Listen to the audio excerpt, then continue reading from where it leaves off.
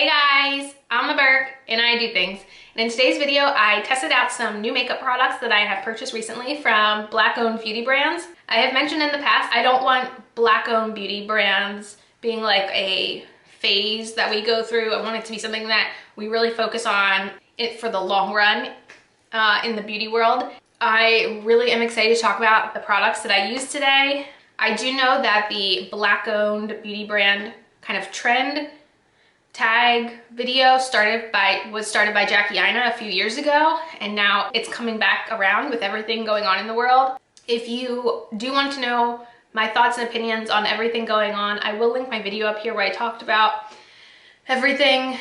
I definitely would love to know if you guys have any recommendations of products that you love from Black-owned makeup brands. I definitely could use some more in my collection. These are just ones I've picked up recently. They're on my face right now. I really liked them. And if you guys want to see me testing out this makeup on my face, then keep on watching. Let's go.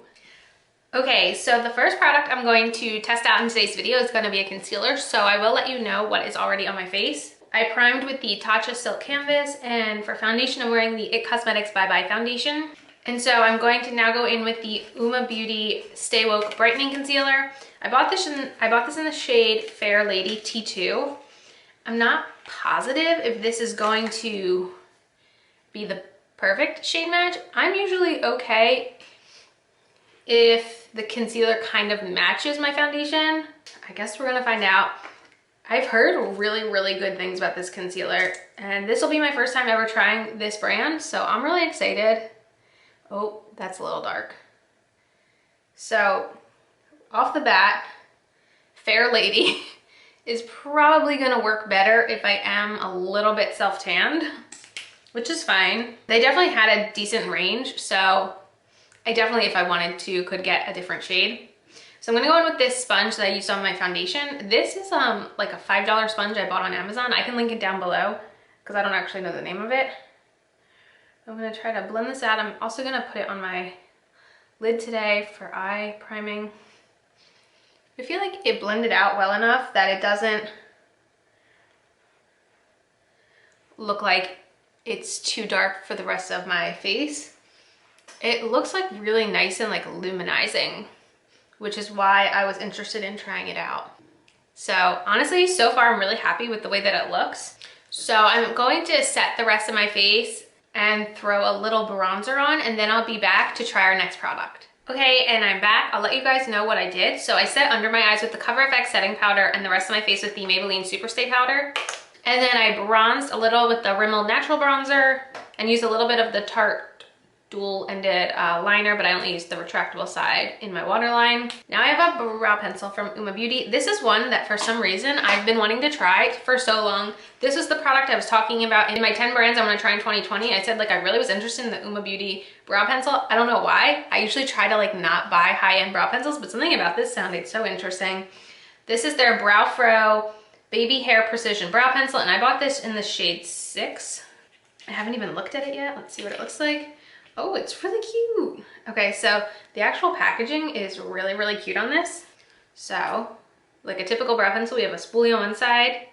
We have this on this side. I think I bought a really dark shade, so we'll see how that looks today. It's got a good spoolie.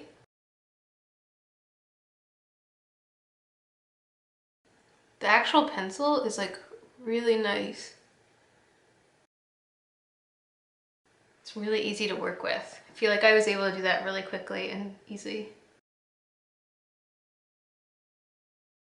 It's not like a stiff pencil where I feel like I'm like pulling my hairs out because I'm trying so hard to fill them in. So I feel like I did that really quickly. And I mean, they are definitely a little dark. However, I feel like I have a much easier time filling in my brows with a brow pencil that's a little too dark than a little too light. So I'm actually totally okay with this. Really quick, I'm gonna set it with the Wander Beauty Clear Brow Gel, and we can get into the next product. Okay, I've been really excited to try the Beauty Bakerie Cotton Candy Champagne Blush Lighter Palette. I did talk about this recently in a haul video. I know that Beauty Bakerie has gotten themselves into a little bit of trouble lately.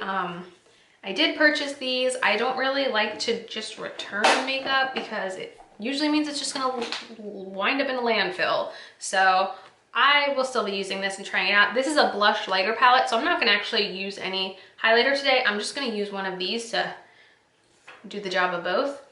So these are the shades. They're so pretty. Oh, I have no idea what shade I want to try today. I kind of want to go with this one. This is called No Champagne, No Gain. This one down here. I feel like it would look nice with the eyeshadow palette I have for today. So I'm going to go in with the e.l.f. Angled Blush Brush here. I have a feeling these are going to be really pigmented. And I did purchase this on Emily Noel's recommendation.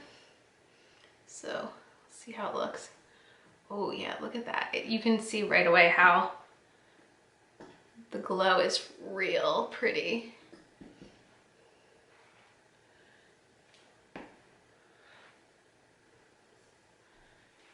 And then I'm just gonna go in with the brush I used with my bronzer and just kind of blend it all together.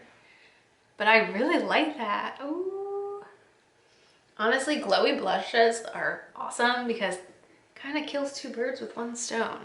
I am very pleased with this. Also, this packaging, I wonder how long these little cotton candy things will stay like that.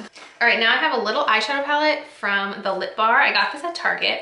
So I purchased this online, and this is their Fairy Princess eyeshadow palette. I did not know that the Lip Bar had eye products until like a couple weeks ago when I found this on Target's website. I don't actually know if the Lip Bar is available in store at my Target. You know, I think that is definitely something Target could improve upon because, you know, they do have the Lip Bar, they have Colored Rain, they have a lot of these smaller brands. Those are really pretty. Oh my gosh. They have a lot of smaller brands in their stores, at least available online. And, you know, I feel like Maybelline and L'Oreal maybe don't need their own entire aisle, and we could get some of the smaller brands in store and not just on the website. I think that would be really cool because then more people would find things like this accessible to them. But I'm really excited to try this out. I'm gonna start with this matte shade in the transition. I've only tried the Lip Bar's liquid lipsticks, but I really think it has a good formula. This matte shade seems to be going on very well. I mean, I am definitely a lighter skin tone. I don't think this would work on a deeper skin tone specifically, but they had a bunch of quads. I don't specifically remember how many they had. This specific color story though is the one that called out to me the most. I think I'm gonna start with this shade. This is like a foiled metallic. Kind of press it on there. It's really pretty. I bet if I had a tacky base, it would pop even more. Then I'm gonna go in with like more of the pinky shade, which is more of like a satin. Kind of add that in. Wow, that has like quite a lot of pigmentation. So I'm gonna go back in with the foil shade just to add some more. Okay, now I'm gonna go in, I didn't even say what brush I was using. This is a crease brush from Moda. This is part of their pastel line. Now I'm gonna go in with this. This is the AOA Studio E132 brush, and I'm gonna start going in with the darker matte and just start working that on the outer corner. And then the lower lash line. And then I'm just gonna use this brush to blend it all out.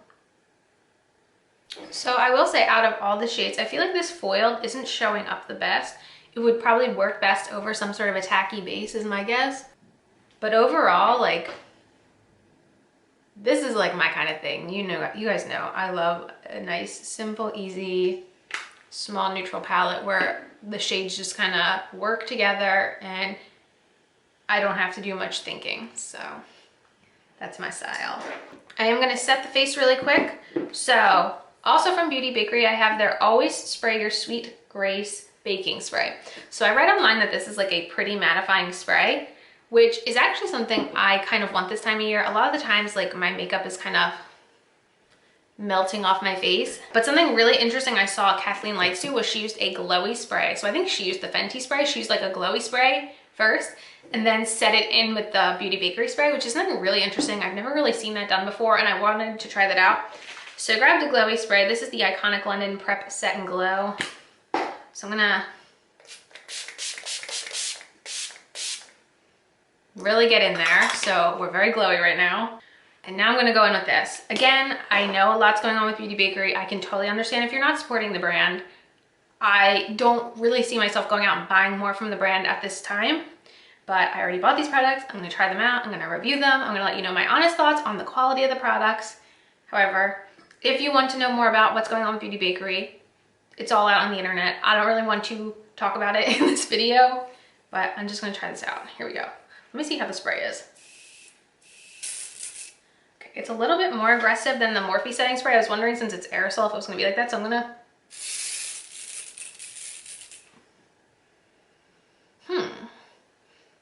It kind of smells like cake frosting and alcohol mixed together. Very interesting. Okay, I'm gonna give this all a second to kind of set down and see how it sets. I've never done this kind of trick before, so I'm gonna give it a minute. And I'm actually gonna use a clean side of my blender here, kind of press everything in.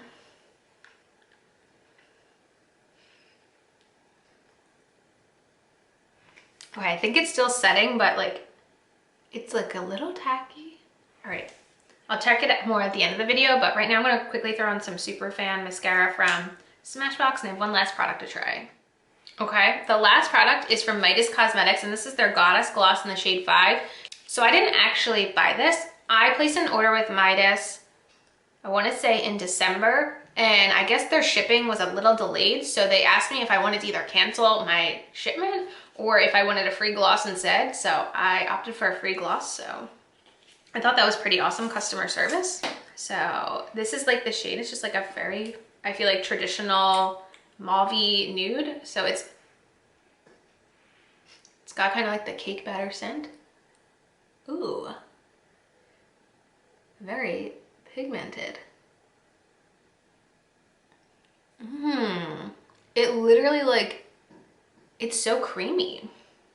It doesn't feel like a gloss. I would not consider this a gloss. It's almost like a very creamy lipstick, like a creamy liquid lipstick. Wow, that was not at all what I was expecting. So let's quickly go over everything I tested out in this video. So first is the Staywith concealer. I would say my under eyes look pretty good right now. I don't think this is a full coverage. Maybe I could have built it up to full because maybe like the sponge soak up a little coverage, but I think it's like a nice medium coverage. I don't always necessarily need full coverage when it comes to concealers. I feel like sometimes those can make my under eyes look a little aged. So I'm okay with that. I really, really like the brow pencil. I feel like it was so easy to use. So like that's already like a big win in my book. I like the blush lighter palette. I will say I don't always like looking so shiny right here where I typically put blush. So I'm actually tempted to kind of like tone it down the tiniest bit right in this area because I don't like looking shiny right there or right there. Those are like my two spots that don't like to look super shiny, but I feel like that helped a lot, just like setting it a little more. But so far I really like the one shade I got to try. I'm excited to try the rest out. This is definitely like my kind of face palette. The eyeshadow I feel like it's very my aesthetic. I like that it's like a drugstore price eyeshadow palette. I didn't even show you guys, so there is a mirror under here and it comes with a tiny like dual-ended brush. It's not even like the little like foamy things. Like this is like kind of decent. I could try it one time. It's softer than most things I've tried from the drugstore. But yeah, I really liked this. I like the trick I used with the setting spray. I feel like everything is kind of set down in place, like I can feel, but I feel like it also still looks glowy because I put a spray underneath. I'll be interested to see if you guys have ever tried that technique or you've heard of that before, because I had never seen anyone do that before I saw Kathleen do it. So that'll be really fun if that is actually something that can work for the summertime, because I feel like a lot of times in the summertime, I feel like very matte because when I want something to last really long, I'm like caking it on so it doesn't go anywhere, and I'm excited to keep trying this technique. And then the Midas gloss is so comfortable. So I am into it. But yeah, I'm definitely interested to know if you guys have tried any of these products, if you've tried anything else from this brand, anything else from these brands that you really like. Definitely let me know in the comments. And As usual, thanks for stopping by my channel. If you're new here, click the subscribe button and ring that bell for notifications. I have my Twitter and my Instagram down below. Give them a follow, and I'll see you in the next video. Bye, guys!